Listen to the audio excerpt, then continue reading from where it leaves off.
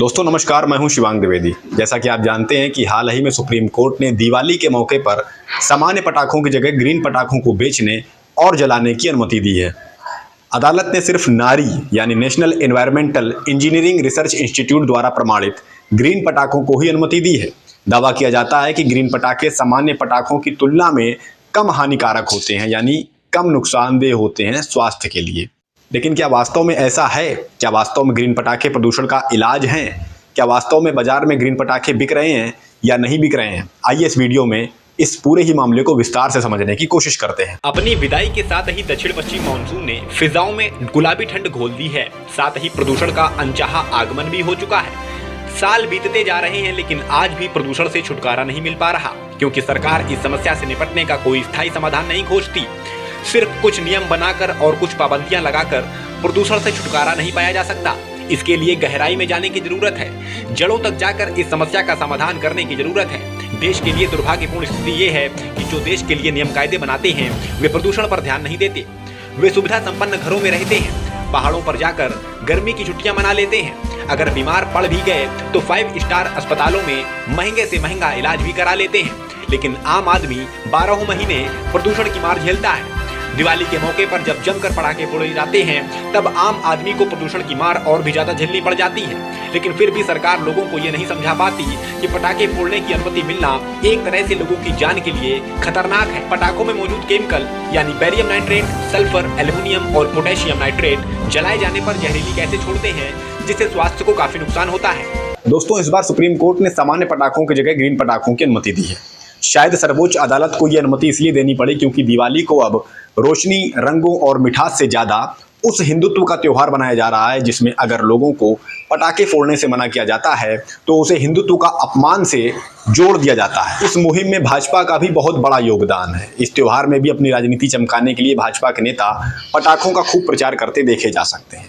वैसे तो प्रधानमंत्री नरेंद्र मोदी दुनिया भर में घूम घूम कर पर्यावरण संरक्षण के अच्छे उपदेश देते हैं, लेकिन असल में इसके लिए वे करते क्या हैं?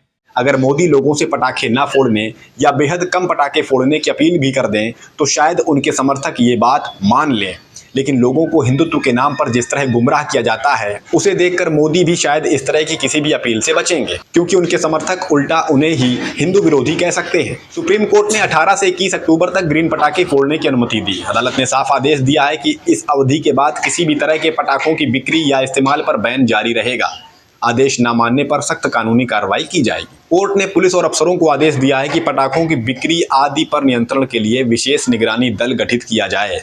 अदालत ने ग्रीन पटाखे फोड़ने का समय भी फिक्स कर दिया है कि 18 से 21 अक्टूबर तक सुबह 6 बजे से लेकर 8 बजे तक और शाम 8 बजे से 10 बजे के बीच ही पटाखे फोड़े जा सकते हैं। हर साल लगभग इसी तरह के आदेश वहां से आते हैं, लेकिन हम जानते हैं कि इसका जमीन पर असर ना के बराबर होता है। कई शहरों में अभी से पटाखे फोड़े जाने लगे हैं, जिससे प्रदूषण खतरनाक स्तर तक पहुंच चुका है। हम ये भी जानते हैं कि ग्रीन पटाखों का लेबल चिपकाकर बेचे वही पटाखे जाते हैं जिनसे खूब शोर शराबा होता है, खूब प्रदूषण फैलता है, क्योंकि ग्रीन पटाखों को बनाने में ज्यादा लागत आती है। विशेष निगरानी दल इन पटाखों की जांच शायद ही कर पाए, क्योंकि पटाखों से पटे हुए बाजारों में ग्रीन पटाखे या सामान्य पटाखों की पहचान कर पाना मुश्किल काम होगा। जैसा कि हमने बताया कि सामान्य पटाखों में बेरियम नाइट्रेट, सल्फर, एल्युमिनियम और पोटेशियम नाइट्रेट जैसे केमिकल होते हैं जो जलने पर जहरीली गैसें छोड़ते हैं।